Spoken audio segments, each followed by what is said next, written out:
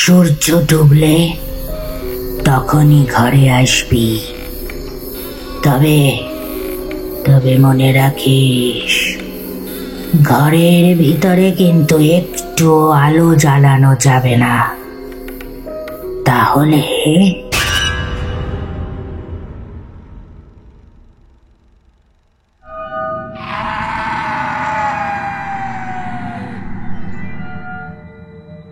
আজ আপনি শুনবেন একটি গ্রাম বাংলার ভূতের গল্প। সুকান্ত দাশের লেখা নিঝুমপুরের মন্দির। আজ গল্প পাঠে তন্ময়, গল্পের সূত্রধার আমি সৌভিক।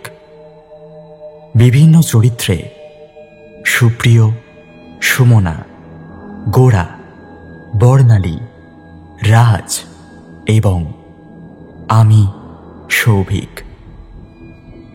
শুরু হচ্ছে আজকের গল্প, সুকান্ত দাশের লেখা নিঝুমপুরের মন্দির।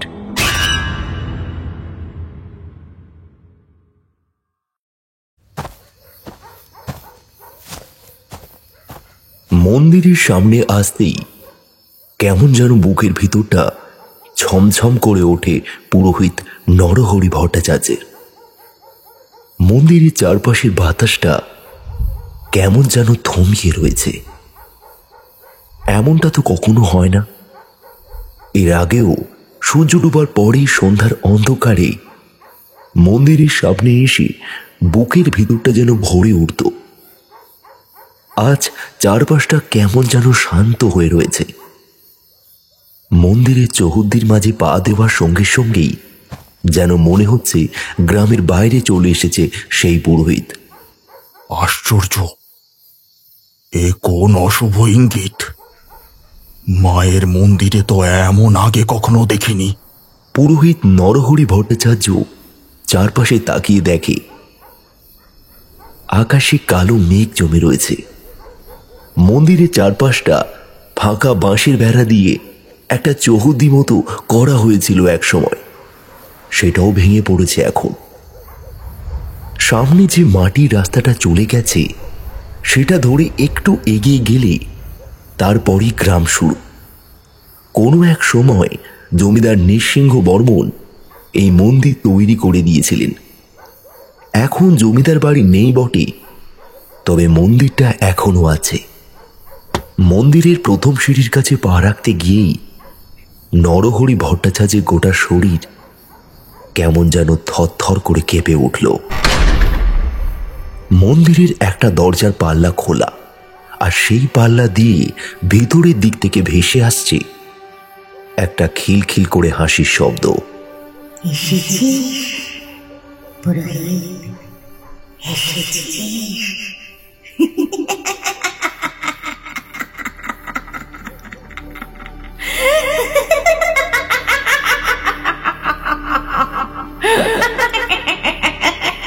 অদ্ভুত একটা হাসির শব্দ, যেন একটা মেয়ে হাসতে হাসতে অতি কষ্টে তার হাসিটা চেপে রাখছে, আর তারপরেই ফিসফিস করে কারোর কথা যেন শোনা যাচ্ছে। পুরোহিত নরহরি ভট্টাচার্যের মাথা থেকে পা পর্যন্ত কেমন যেন শিরশির করে উঠল। কি হচ্ছে এই ভর শনিবারের সন্ধ্যাবেলায়? হ্যাঁ, মন্দিরের ভিতরে ওটা কে? ভিতরটা এত অন্ধকার কেন? এত অন্ধকার তো থাকার কথা নয়। বিকেলের পরে মালতী এসে প্রতিদিন মাটির প্রদীপ জ্বালিয়ে দিয়ে যায় মন্দিরের ভিতরে। তারপরে সন্ধ্যার সময় পুরোহিত মশাই নিজে আসেন। মন্দিরের দরজা খোলাই থাকে। এখন একটা পাল্লা বন্ধ, আর একটা পাল্লা দিয়ে ভিতরে ঘুটঘুটে অন্ধকার ছাড়া আর কিছুই দেখা যায় না। পুরোহিত নরহরি ভট্টাচার্যর মনের ভিতরে একটু সাহস এনে গলাটা তুলে বলল, এই কে রে মন্দিরের ভেতরে? কে ঢুকেছিস ভেতরে? মালতী নাকি? সঙ্গে সঙ্গে ভিতরের ফিসফিস শব্দ আর সেই আটকে রাখা চাপা হাসিটা যেন মুহূর্তের জন্য থমকে যায়। আর তারপরেই কে যেন আস্তে আস্তে এগিয়ে আসতে থাকে মন্দিরের দরজার দিকে। আর ঠিক তারপরই নরহরি ভট্টাচার্য দেখতে পায় ঠিক হামাগুড়ি দেবার মতন করে কে যেন মন্দির থেকে বাইরে বেরিয়ে আসছে।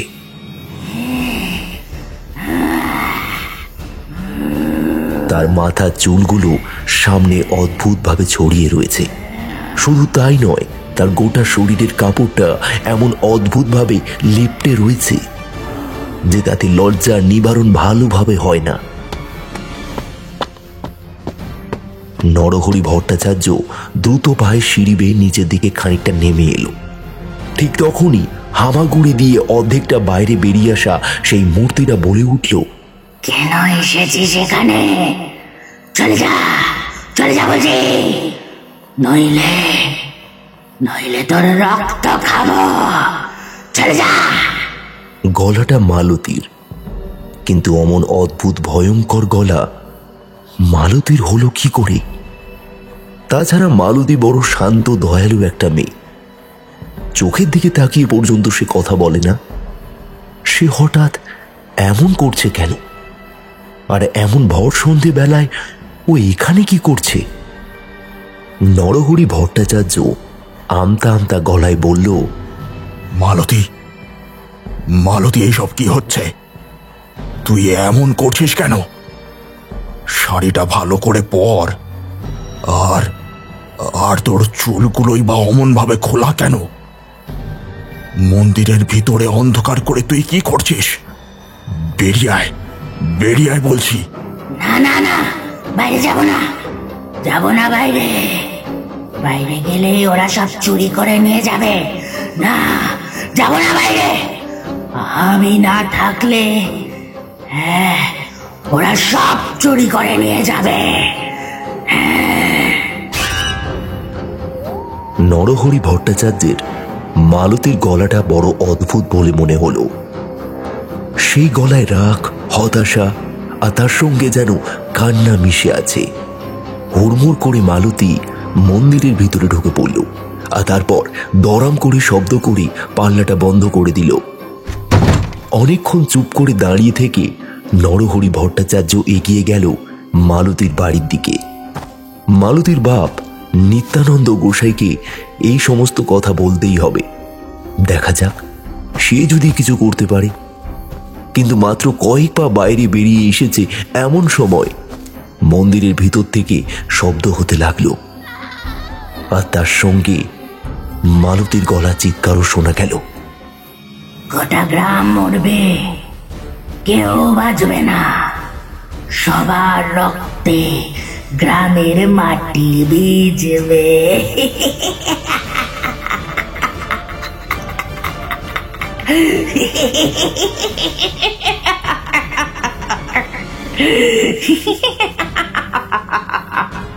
কথাটা উচ্চারণ করেই মন্দিরের ভিতর থেকে হা হা করে হাসতে লাগলো কেউ। নরহরি ভট্টাচার্য আর দাঁড়াতে পারলেন না, দ্রুত ছুটতে লাগলেন নিত্যানন্দ গোসাইয়ের বাড়ির দিকে।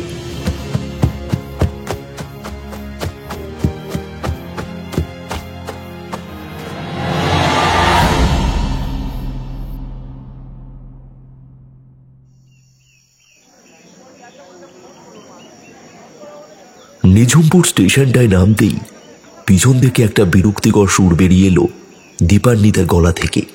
স্যার, আমাদের কাজটা এরকম সেটা বুঝতে পারছি, কিন্তু তাই বলে এমন একটা অজপাড়া গায়ে নিয়ে এলেন। এইদিকে তো ইলেকট্রিসিটিও ভালো মতো ঢুকেছে বলে মনে হয় না। আমাদের অসুবিধা হবে না? এমন করলে তো হবে না দীপান্বিতা। তুমি কি বুঝতে পারছো না? আমাদের কাজ যা নিয়ে তাতে আমাদের যে কোনো জায়গায় যেতে হতে পারে। এখানে তো তাও অন্তত ট্রেনের ব্যবস্থা আছে। যদিও এখান থেকে আমাদের ভ্যান রিক্সায় আরও খানিকটা যেতে হবে, তবে তবে এমন অনেক জায়গা আছে যেখানে হয়তো পায়ে হেঁটেও যেতে হবে। এমন জায়গায় যেতে না পারলে তুমি এসব ব্যাপারে খুব বেশি জানতে পারবে না। দীপান্বিতা আর ভূতনাথ দুজনেই দুজনের ব্যাগ দুটো তুলে নেয়। তারপর সেই লম্বা ইটের প্ল্যাটফর্ম ধরেই ওরা সামনের দিকে এগিয়ে আসতেই একটা মধ্যবয়স্ক লোককে দেখা যায় এক পাশে। লোকটা এগিয়ে এসেই হাত নাড়াতেই ভূতনাথ বলল, আচ্ছা, তাহলে আপনি আমাকে নেওয়ার জন্য এসেছেন? আপনি কি আমাদের এখানে আসতে বলেছিলেন? আমি আর কি করে বলবো, স্টেশন মাস্টার তার টেলিফোন থেকে আমাকে টেলিফোন করে ডেকেছে। আমাদের গ্রামে তো আর টেলিফোনের ব্যবস্থা নেই।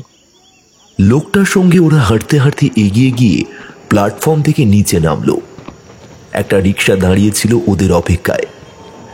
দীপান্বিতা একটু নাক সিটকালেও ভূতনাথের কোনো আপত্তি দেখা গেল না। লোকটা গিয়ে ভ্যানওয়ালার পাশে উঠল। পিছনের দিকে প্রথমে ভূতনাথ উঠল, তারপরে দীপান্বিতাও উঠে পড়ল। গোটা রাস্তা ধরে লোকটা তাদের গ্রামের ব্যাপারে এ কথা ও কথা বলে যেতেই লাগলো, তবে কাজের কথা কিছুই বলল না। শেষে গ্রামের কাছাকাছি এসে বলল, আমাদের গ্রামে ওই একটাই মন্দির।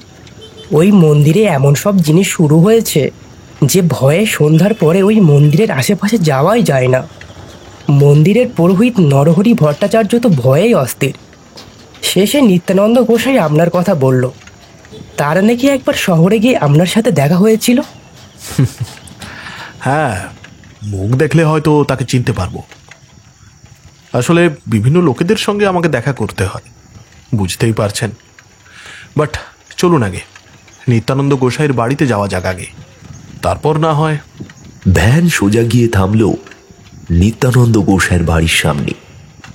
নিত্যানন্দ বাইরে বেরিয়ে এসেছিল। ভূতনাথকে দেখে একটু খুশি হয়েই বললেন, আপনি যে এত কষ্ট করে এত দূর থেকে আসবেন তা তা আমি ভাবতেই পারিনি। স্টেশনে গিয়ে স্টেশন মাস্টারের কাছ থেকে টেলিফোনে আপনাকে সমস্ত কথা বলা যে সত্যি লাভ হয়েছে তা আমি এখন বেশ বুঝতে পারছি। আসুন আসুন আসুন আসুন, হ্যাঁ, ভেতরে আসুন। দীপান্বিতা একবার চারপাশটা দেখছিল। গ্রাম হলেও বাড়িঘরগুলো কিন্তু বেশ সুন্দর করে তৈরি। মাটির দেওয়াল নেই, বেড়ার ঘর। এখানে ওখানে ইটের ঘর গড়ে উঠেছে। নিত্যানন্দ গোসাইয়ের বাড়িটা ইটের, মাথার উপর টালি, ঘরের সামনে একটা চাপ কল, একদিকে বাগান। বাড়ির পিছনে খানিকটা বা হালকা জায়গায় কয়েকটা ফুলের গাছ লাগানো আছে। পাশাপাশি তিনটে ঘর। নিত্যানন্দ গোসাইয়ের আর্থিক অবস্থা যে ভালো তাহা বলে দিতে হয় না। ওরা বারান্দার দিকে এগিয়ে যেতেই ঘরের ভিতর থেকে একবার আঙুল দেখিয়ে নিত্যানন্দ গোসাই গম্ভীর মুখে বললেন, এই যে এই ঘরে আমার মেয়েটা রয়েছে। ঘরের বাইরে একদম বেরোতে চায় না, অন্ধকারেই থাকে সারাদিন। ঘরের দরজা খুলে চিৎকার করে। তার মানে এই বাড়িতে সমস্যা হয়েছে? মানে আপনার মেয়ের? আমার মেয়ে ওই মন্দিরের পুজোর সমস্ত কিছু দেখাশোনা করত। নরহরি পুরোহিতের সঙ্গে সেই সময় মন্দিরে থাকতো বলা যায়। সব সময় সন্ধেবেলায় গিয়ে মন্দিরে প্রদীপ জ্বালিয়ে দিয়ে আসতো। সেদিন সন্ধেবেলা মন্দিরে প্রদীপ জ্বালাতে গিয়ে আর ফিরে এলো না। আমি ভাবলাম হয়তো পুরোহিত এসে পড়েছে, তাই তার সঙ্গেই রয়েছে। পুজোর কাজ করতে সে বড্ড ভালোবাসতো।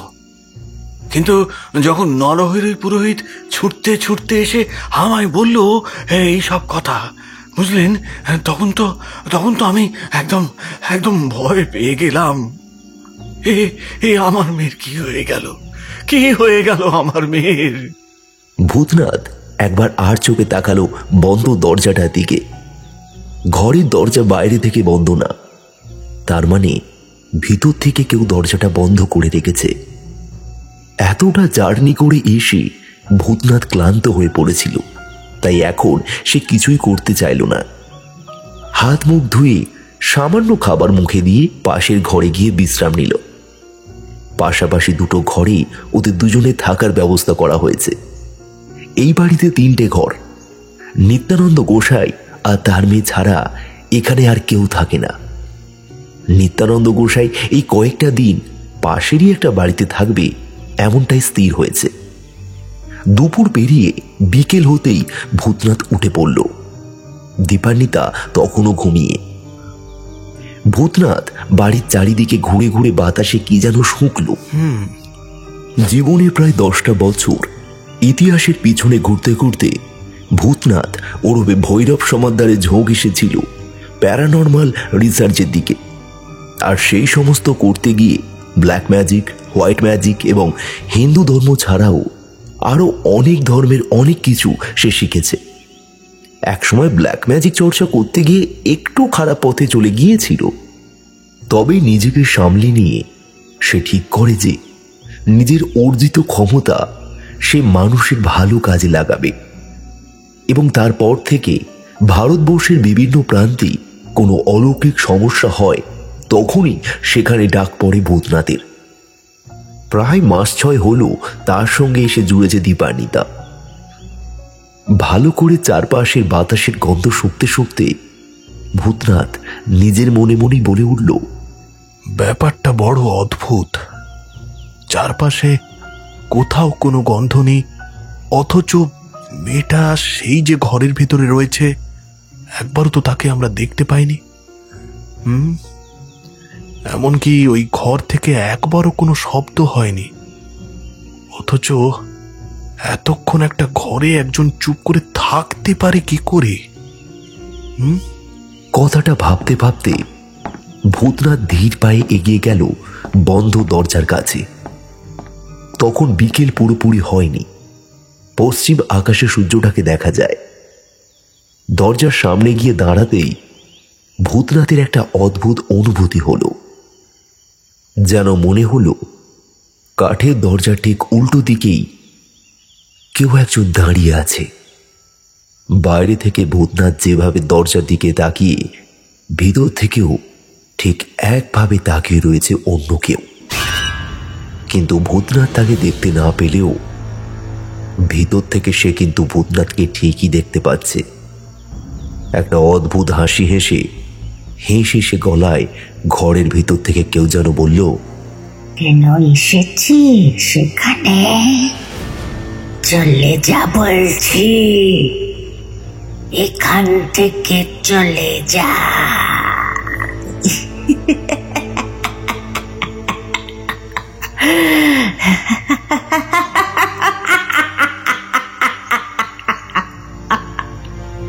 ভূতনাথ স্থির হয়ে দাঁড়িয়ে রইল। তার গলায় জড়িয়ে রাখা নানান রঙের পুঁথির মালাটায় একবার হাত বুলিয়ে নিল। তারপর বেশ কঠিন কণ্ঠে বলল, আমি চলে যাব, কিন্তু তার আগে আমি একবার তোমায় দেখতে চাই। একবার শুধু তোমার সঙ্গে কথা বলতে চাই। সূর্য ডুবলে তখনই ঘরে আসবি। তবে তবে মনে রাখিস, ঘরের ভিতরে কিন্তু একটু আলো জ্বালানো যাবে না, তাহলে তাহলে কিন্তু কেউ বাঁচতে পারবি না। গলাটা অদ্ভুত। ভূতনাথের জায়গায় অন্য কেউ থাকলে তার বুকের রক্ত জল হয়ে যেত। ভূতনাথের কিন্তু এইসব হলো না। সে একটা ব্যাপার বুঝতে পারছিল, যেই শক্তি ঘরের ভিতরে থাকুক না কেন, তার ক্ষমতা ওই শক্তির থেকে অনেক বেশি। ভূতনাথ তাকে হয়তো আটকাতে পারবে, কিন্তু তাকে সম্পূর্ণরূপে নিঃশেষ করতে পারবে না।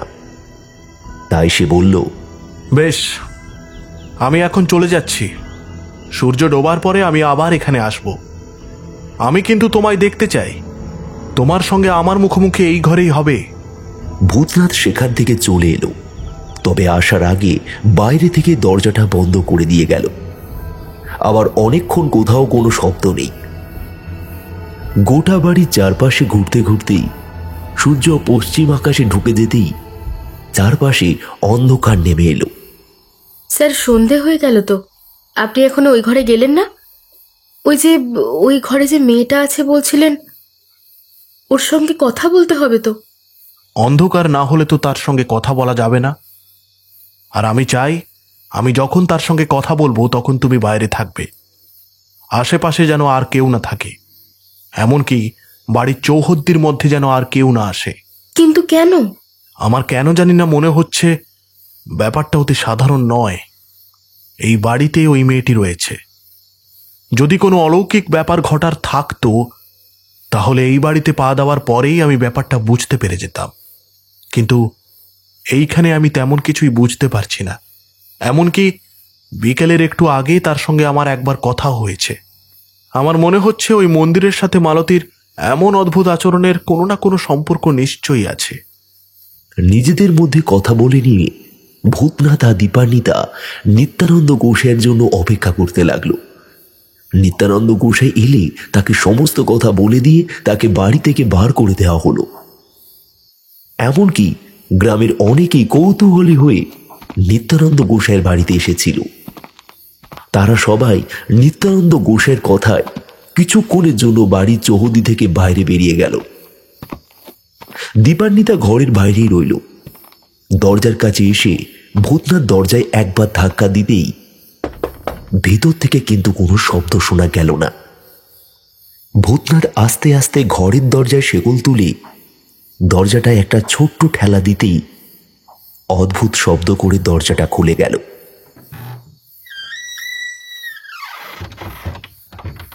ঘরের ভিতরটা অন্ধকার। ভূতনাথের হাতে জ্বলছে একটা মোমবাতি। মোমবাতিটা নিয়ে ঘরের ভিতরে পা রাখতেই ঘরের ভিতর থেকে যেন চিৎকার করে কেউ বলল, বলেছি না আলো নিয়ে এই ঘরে আসবি না। আলো নিয়ে এই ঘরে ঢুকলে কিন্তু আমি এই ঘরে কাউকে ঢুকতে দেবো না। ভূতনাথ তাড়াতাড়ি মোমবাতিটা নিভিয়ে দিল।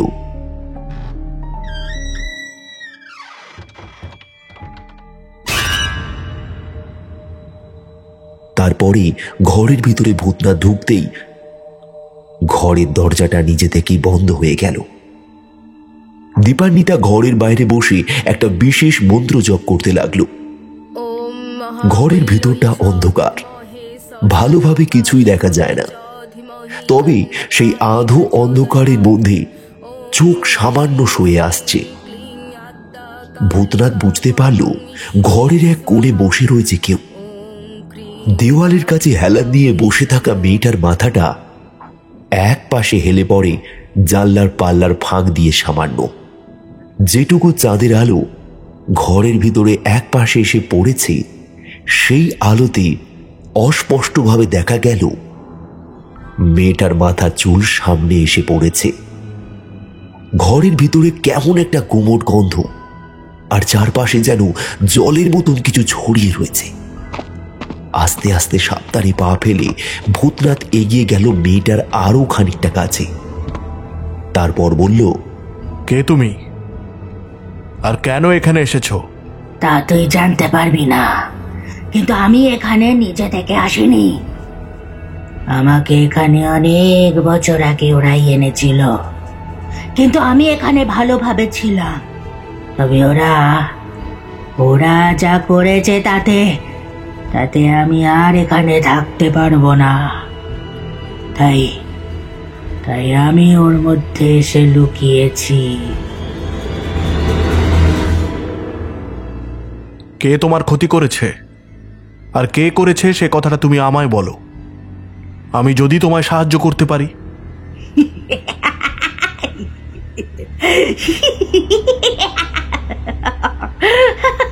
ঘরের ভিতরে একটা অদ্ভুত হাসি ছড়িয়ে পড়ল। ভূতনাথ বুঝতে পারল ঘরের ভিতরে সেই বুনো গন্ধটা ক্রমশ বেড়েই চলেছে, আর তার সাথে দেওয়ালের কাছে বসে থাকা সেই মেয়েটা যেন আস্তে আস্তে হামাগুড়ি দিয়ে এগিয়ে আসছে তার দিকে। ঘরের বাইরে দীপান্বিতা একভাবে সেই মন্ত্র পড়েই চলেছে। সেই মন্ত্রের ফলে একটা শুভ শক্তিও ওদের চারপাশে থাকবে, তাতে কোনো ক্ষতি দীপান্বিতা কিংবা ভূতনাথের সহজে হবে না। তুই সাহায্য করবি আমায়? তুই আমায় সাহায্য করতে পারবি না। যারা যারা এমন কাজ করেছে তাদের রক্তে গ্রামের মাটি ভিজবে। তারপরে আবার সব ঠিক হয়ে যাবে। ভূতনাথ এইবার নিজের ডান হাতে ধরে রাখা একটা কালো পাথরের দোলার মতো জিনিস ঘরের মেঝেতে রাখল, আর তারপরে তার উপরে ডান হাতে বুড়ো আঙুল ছুঁয়ে বিড়বিড় করে একটা মন্ত্র পড়তে লাগলো। আর তাতেই গোটা ঘরের মধ্যে যেন একটা গন্ধ ছড়িয়ে পড়তে লাগলো। ওং ভূর্ভুবস্য তস্য বিতুর্বরেণ্যম ভর্গো দেবস্য ধীমহি ধিয়ো ইয়ো ন প্রচোদয়াৎ। ওং ভূর্ভুবস্য তস্য বিতুর্বরেণ্যম। কি করছিস? থাম বলছি, থাম থাম থাম। আমি তোর সাহায্য করার জন্য এখানে এসেছি। যদি তুই আমায় সমস্ত সত্যি কথা না বলিস তাহলে আমাকে তো সমস্ত কিছু জানতেই হবে।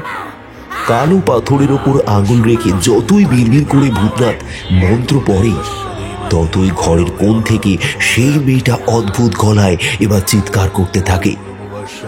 তার গলা থেকে যেন আর ভয় দেখানোর মতো চিৎকার নয়, আর্তনাদ বেরিয়ে আসতে থাকে তার গলা থেকে। এইবার ভূতনাথ কিন্তু নিজের আঙুল সরায় না। সে বলে, আবারও বলছি, আমায় ছাড়, ছাড়। ভূতনাথ এক মুহূর্তের জন্য নিজের ডান হাতের বুড়ো আঙুলটা পাথরের ওপর থেকে তোলে, আর এমন সময় ঘরের কোণ থেকে সেই মেয়েটা ছিটকে এসে ঝাঁপিয়ে পড়ে ভূতনাথের ওপরে।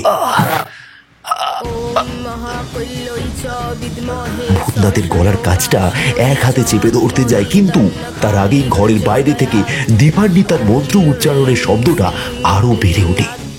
আর ঠিক সেই জন্য ভূতনাথের গলাটা ছেড়ে ছুটে যায় ঘরের দরজার দিকে। সেই মেয়েটা ধরাম করে শব্দ করে দরজাটা খুলে যায়। মালতী একটা প্রচন্ড লাফ দিয়ে দীপান্বিতাকে টপকে ঘরের বাইরে বেরিয়ে যায়। তারপর অন্ধকারে যে সে কোথায় মিলিয়ে যায় ওরা আর দেখতে পায় না। দীপান্বিতা দ্রুত ঢুকে আসে ঘরের ভিতর। ভূতনাথ ততক্ষণ নিজেকে সামলে নিয়েছে। কালো পাথরটা তুলে নিয়ে জামার পকেটে একটা লাল কাপড়ে মুড়িয়ে রেখেছে।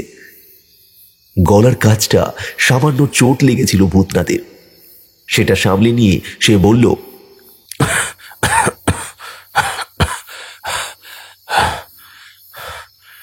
ব্যাপারটা সহজ নয়। ওই মন্দিরে কিছু একটা হয়েছে। ওই মন্দিরের আশেপাশে কোনো একটা সমস্যা তো হয়েছে, না হলে এমন তো হওয়ার কথা নয়।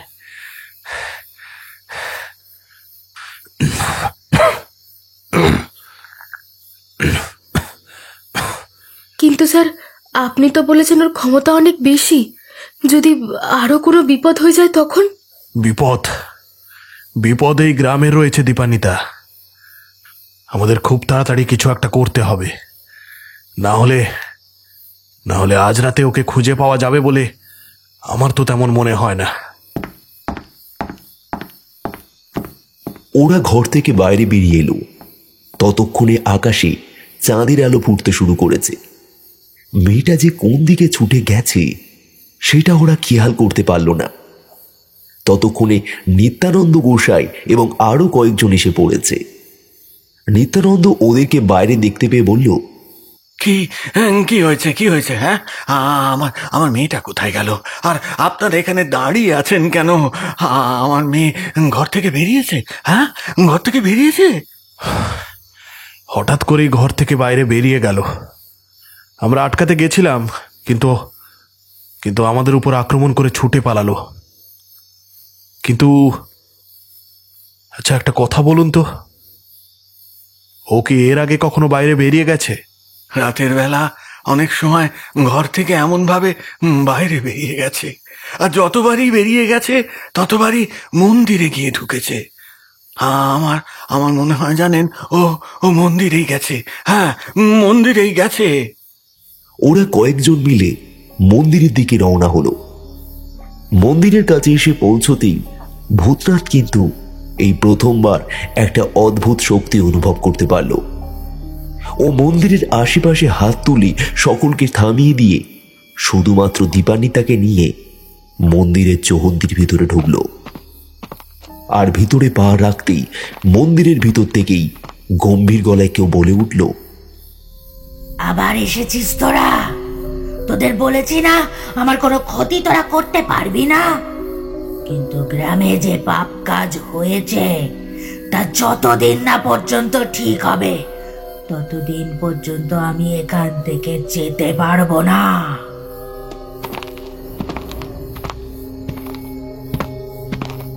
ভূতনাথ আরো খানিকটা এগিয়ে গিয়ে মন্দিরের একদম সামনে গিয়ে দাঁড়ালো। তারপরে বলল, কি হয়েছে সে কথা না বললে তো আমরা কিছুই বুঝতে পারবো না, তাহলে সমস্যার সমাধানও করতে পারবো না। তুমি নিজে যদি সেই সমস্যার সমাধান না করতে পারো তাহলে আমাদের তো সেটা বলতে হবে। আমি তোদের কিছুই বলবো না। তোদের আর 2 দিন সময় দিলাম।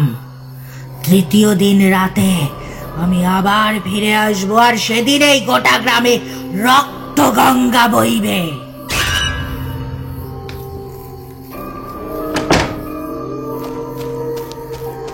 এরপরেই মন্দিরের দরজাটা হঠাৎ ধড়াম করে শব্দ করে বন্ধ হয়ে গেল। অন্ধকারে যে মন্দিরের দরজা খোলা ছিল সেটা ওরা এতক্ষণ বুঝতে পারেনি। নিত্যানন্দ গোসাই দৌড়ে এসেছিল, কিন্তু ভূতনাথ তাকে শক্ত করে চেপে ধরে বলল, আপনি শান্ত হন, এইভাবে সমস্যার সমাধান করা যাবে না, আপনি আমার সঙ্গে আসুন। বিপদটা যে কোথায় সেটা ভূতনাথ ঠিক ধরতে পারছিল না। একটা ব্যাপারে সে অবাক হয়ে গিয়েছিল। মেয়েটা যেভাবে তার মাথার উপর দিয়ে লম্বা লাফ দিয়ে উঠোনের কাছে গিয়ে পড়েছিল তাতে সেও অবাক হয়ে গিয়েছিল। ভূতনাথ, দীপান্বিতা আর নিত্যানন্দ গোসাই ফিরে এলো নিত্যানন্দর বাড়িতে। নিত্যানন্দ গোসাইয়ের চোখে জল। সে ধরা গলায় বলল, আমি আমি তো কিছুই বুঝতে পারছি না। এখন এখন আমি কি করব? হ্যাঁ, আমার মেয়েটা এতদিন ধরে এমন করছে, কিছু খাওয়া নেই, ঘুম নেই, কিচ্ছু নেই, সারাদিন অন্ধকারে চুপ করে বসে থাকে, আর ঘরের দরজা খুললেই চিৎকার করে ওঠে। আর এখন তো ওই মন্দিরের ভেতরে। ভগবান! আপনাদের মন্দিরে কোন দেবতা রয়েছে? মন্দিরে মা কালীর মূর্তি আছে। গ্রামের অনেকেই বলে ওই মা কালী নাকি খুব জাগ্রত। গ্রামের লোকেরা তার কাছে কিছু চাইলে সে কখনো ফিরিয়ে দেয় না। জমিদার মশাই নাকি স্বপ্নদোষ পেয়ে ওই মায়ের মূর্তি প্রতিষ্ঠা করেছিলেন। ওই মায়ের মূর্তি যেখানে আছে তার আশেপাশে এমন কোনো স্থান আছে যেখানে আজ থেকে অনেক বছর আগে কিছু কি ছিল? তেমন কিছুই তো শুনিনি। হ্যাঁ, তবে শুনেছিলাম অনেক বছর আগে ওইখানে নাকি একটা বাড়ি ছিল, কেউ থাকতো সেখানে। তারপর তারা ওখান থেকে চলে যাওয়ার পরে ওই জায়গাটা ফাঁকা হয়ে যায়। তারপরেই জমিদার মশাই এখানে না এই মন্দিরটি তৈরি করেন। ভূতনাথ গভীরভাবে ভাবতে লাগলো, ওই মালতীর উপরে যে কোনো অশরীরী কিছু ভর করেছে সেটা সে ভালোভাবে বুঝতে পেরেছে, কিন্তু মন্দিরের ভিতরে অশরীরী অপশক্তি সহজে ঢুকতে পারবে না। তার মানে যে ঢুকেছে সে অশরীরী হলেও তার কোনো খারাপ উদ্দেশ্য নেই, তাই তাকে সাহায্য করছে ওই মন্দিরে থাকা দেবী কালী। তার ক্ষমতা যে অনেক বেশি হবে সেটাই স্বাভাবিক, কিন্তু এই বিপদ থেকে ভূতনাথ গোটা গ্রামকে বাঁচাবে কি করে? হাতে মাত্র 2 দিন। 2 দিনের মধ্যে যদি সে কিছু না করতে পারে তাহলে গ্রামে যে রক্তগঙ্গা বইবে। সেদিন রাতে ভূতনাথ সারা রাত 2 চোখের পাতা এক করতে পারল না। দীপান্বিতা পাশের ঘরে কখনো ঘুমিয়ে পড়ছিল, আবার কখনো জেগেছিল। নিত্যানন্দ গোসাই গোটা রাত দাওয়ার কাছে বসে বাইরের দিকে তাকিয়েই কাটিয়ে দিল।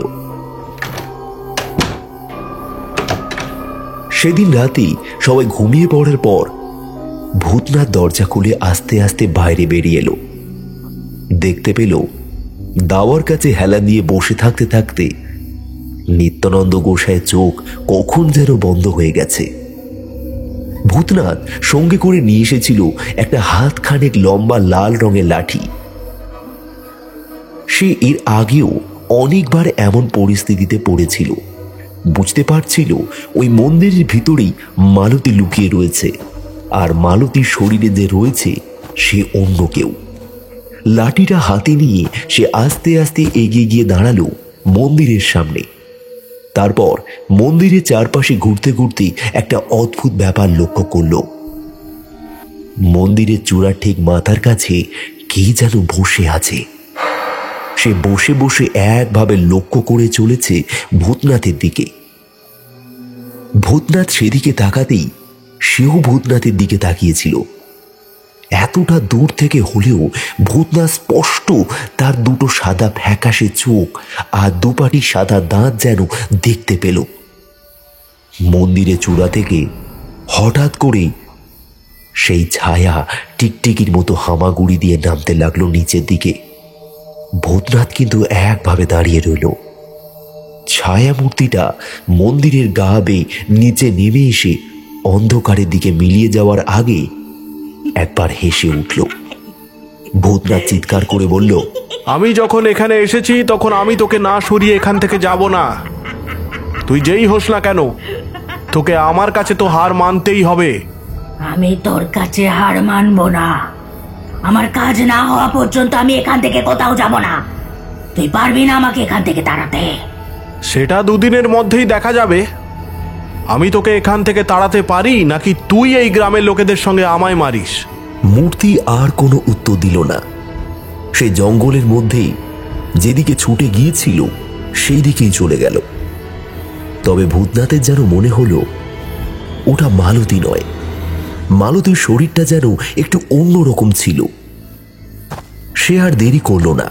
হাঁটতে হাঁটতে একবার মন্দিরের কাছে গিয়ে তারপর আবার ফিরে এলো নিত্যানন্দ গোসাইয়ের বাড়িতে।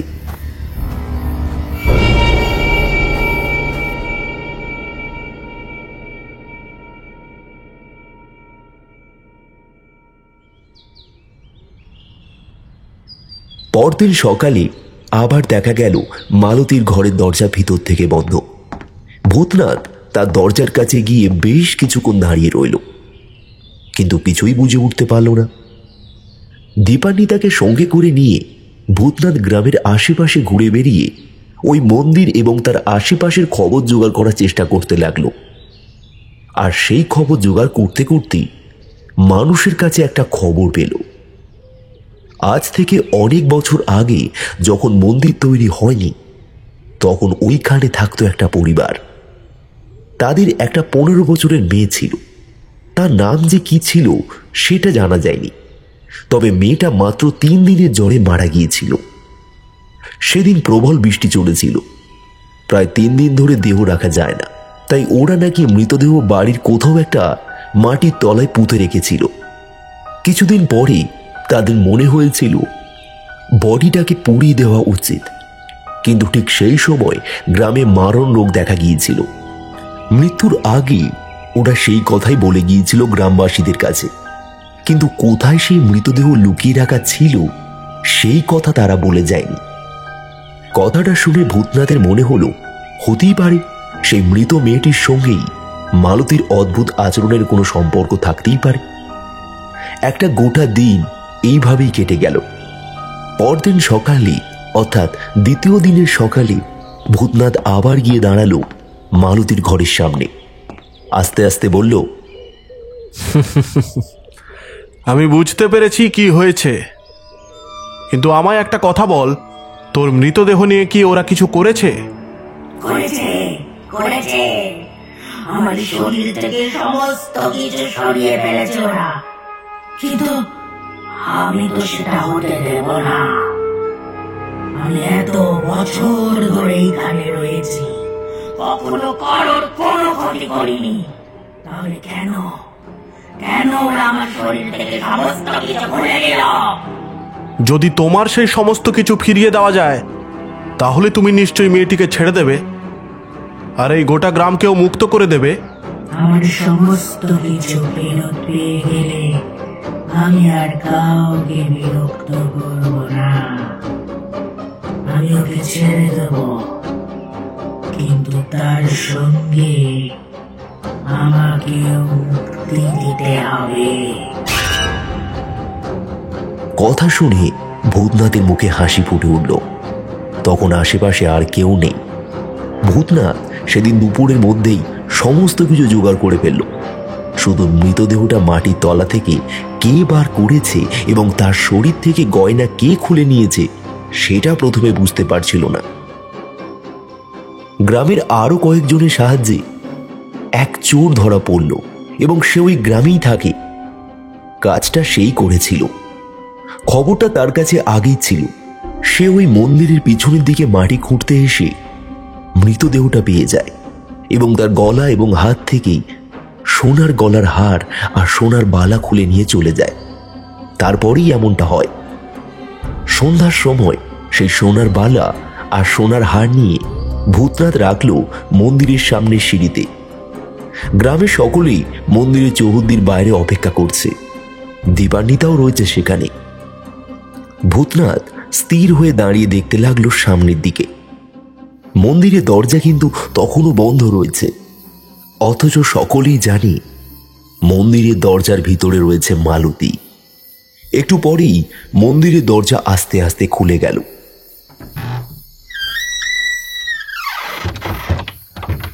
হামাগুড়ি দিয়ে ভিতর থেকে বেরিয়ে এলো একটা অদ্ভুত মূর্তি।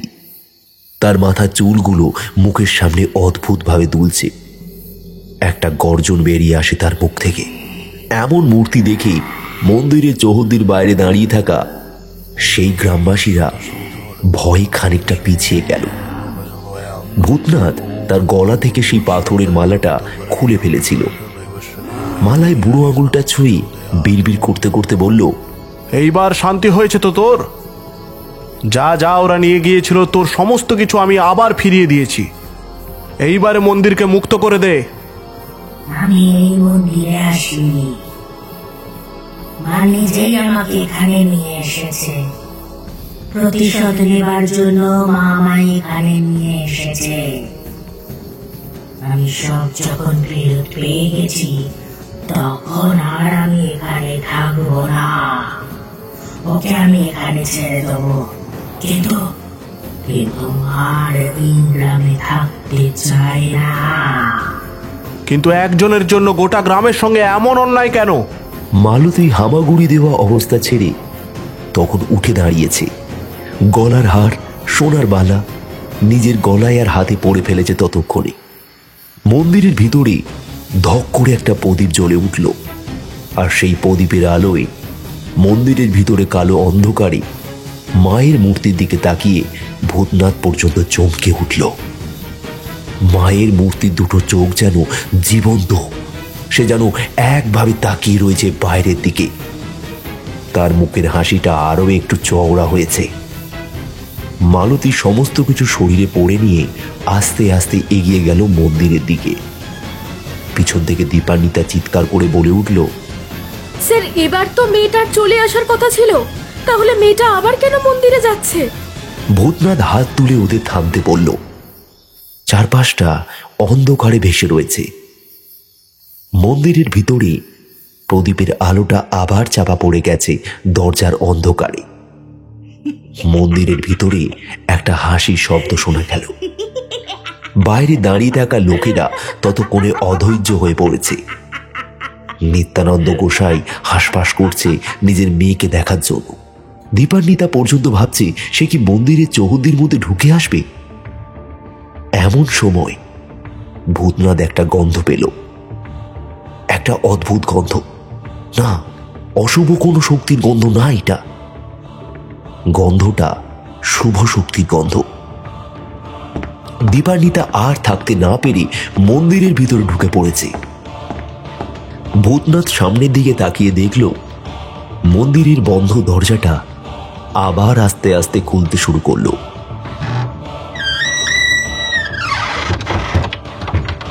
এইবার দেখা গেল মালতী হাঁটতে হাঁটতে নেমে আসছে সিঁড়ি বেয়ে। দীপান্বিতা সামনে এগিয়ে যাচ্ছিল, কিন্তু ভূতনাথ তাকে বাধা দিল। মালতী সিঁড়ি বেয়ে একদম নিচের ধাপের কাছে এসে স্থির হয়ে দাঁড়ালো। চারপাশে কালো অন্ধকার যেন আরো গভীর হতে শুরু করেছে। ভূতনাথের মনে হলো আশপাশের অন্ধকারটা মন্দিরের চৌহদ্দি আর বাকি গ্রামটাকে যেন আলাদা করে দিল। মালতী চোখ তুলে তাকালো। তার চোখ এখন স্বাভাবিক, কিন্তু সেই চোখের দৃষ্টিটা পাথরের মতো। মালতী মুখ বন্ধ করে রইল, অথচ একটা অদ্ভুত গলা বলল, ওরা আমার গোটা শরীর থেকে সমস্ত কিছু খুলে নিয়েছিল। আমি নিজেকে আটকাতে পারিনি। তাই যখন এই মন্দিরের আশেপাশে ঘুরছিলাম তখন দেখলাম কে যেন মন্দিরের কাছে বসে আছে। তারপর এগিয়ে গিয়ে তার শরীরে ঢুকে পড়লাম। ভেবেছিলাম সমস্ত কিছু সবাইকে বলতে পারবো, কিন্তু তার আগে কি যেন একটা হয়ে গেল। আমি কিছু বলতে পারলাম না। মনে হচ্ছিল গ্রামের সবাইকে মেরে ফেলি, কিন্তু ও আমায় কাউকে মারতে দেয়নি। মালতী পিছনের দিকে তাকিয়ে মন্দিরের দিকে দেখালো। ওরা মন্দিরের দিকে তাকাতেই দেখতে পেল মন্দিরের অন্ধকারের ভিতরে আবার ধপ করে একটা প্রদীপের আলো জ্বলে উঠেছে। সেদিকে তাকিয়ে থাকতে থাকতে ভূতনাথ বলে উঠল, সমস্ত শক্তি আর সমস্ত তন্ত্রের আসল উৎস হলো ওই, যে তার বাইরে কারোর কোনো কিছু করার ক্ষমতা নেই। বুঝলে দীপান্বিতা? দীপান্বিতা অবাক হয়ে তাকিয়ে রইল সামনের দিকে। ঠিক তখনই মালতী অজ্ঞান হয়ে পড়ল মাটিতে। দীপান্বিতা কোনো রকমে তুলে নিল মালতীকে, তারপর এগিয়ে গেল মন্দিরের বাইরের চৌহদ্দির কাছে। নিত্যানন্দ গোসাই, নরহরি ভট্টাচার্য দুজনই দাঁড়িয়েছিল। নরহরি ভট্টাচার্য বলে উঠল, কি হলো বলো তো? আমাদের মন্দিরটা কি শেষ হয়ে গেল? এই মন্দিরে কি আর মায়ের পুজো হবে না? হবে, আবার এই মন্দিরে মায়ের পুজো হবে। বিপদ যা হয়েছিল সমস্ত কিছু কেটে গেছে। তোমাদের গ্রামের এই মেয়েটির জন্যই সমস্ত বিপদ কেটে গেছে। হ্যাঁ, আপনাদের যে কি বলে ধন্যবাদ দেব। আপনারা না এলে যে আমার মেয়েটাকে এই বিপদ থেকে বাঁচাতেই পারতাম না। আর এই গোটা গ্রামও যে কত বড় বিপদে ছিল তা তো আমি নিজের কানে শুনেছি। লজ্জায়, ঘেন্না, ভয়ে আমার রাতের বেলা মরে যেতে ইচ্ছে করতো, জানেন, মরে যেতে ইচ্ছে করতো। ভূতনাথ এগিয়ে গেল। গ্রামের সকলেই বেশ খুশি হয়েছে। তারা বুঝতে পেরেছে গ্রাম বিপদ মুক্ত। পরদিন সকালে ভূতনাথ আর দীপান্বিতা যখন বিদায় নিল, তখনও কিন্তু মালতীর জ্ঞান ফেরেনি।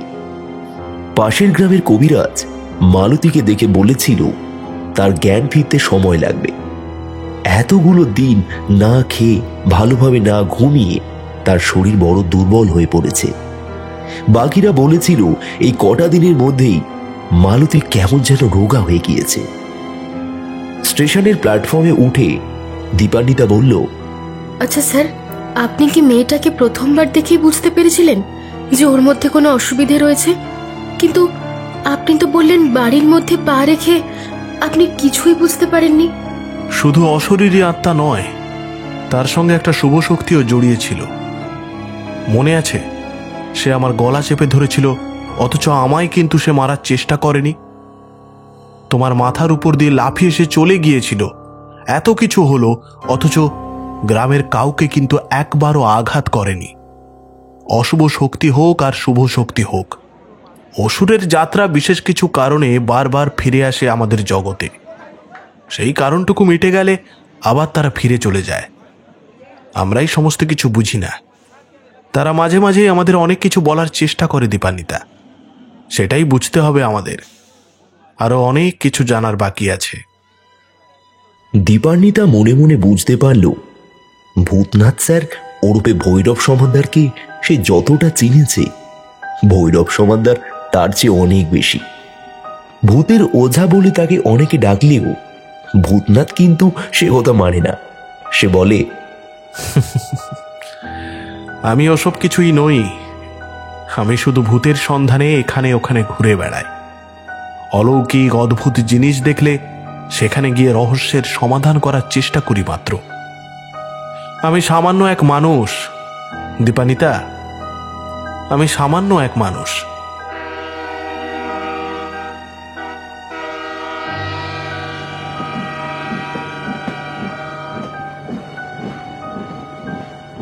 একটু পরে রেলগাড়িটা ভূতনাথ আর দীপান্বিতাকে নিয়ে রওনা দিল শহরের উদ্দেশ্যে। পিছনে পড়ে রইল নিঝুমপুরের গ্রাম, আর পড়ে রইল সেই গ্রামের কালী মন্দিরের কয়েকটা রাতের এক অদ্ভুত রহস্য। মালতীর গোটা শরীরে রয়ে গেল সেই রহস্যর অস্তিত্ব মাত্র।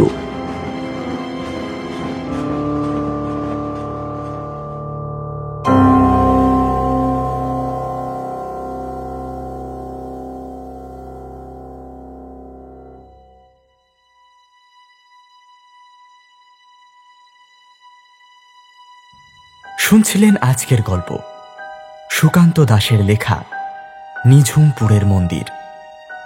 গল্পটি কেমন লাগলো তা কমেন্ট করে নিশ্চয়ই জানাবেন। ভালো লাগলে একটা লাইক করে দেবেন এবং আরো নতুন নতুন নানান ধরনের গল্প শুনতে চাইলে আমাদের চ্যানেলটিকে সাবস্ক্রাইব করে বেল বাটনটি অলে সেট করে নেবেন। ভালো থাকবেন। ধন্যবাদ।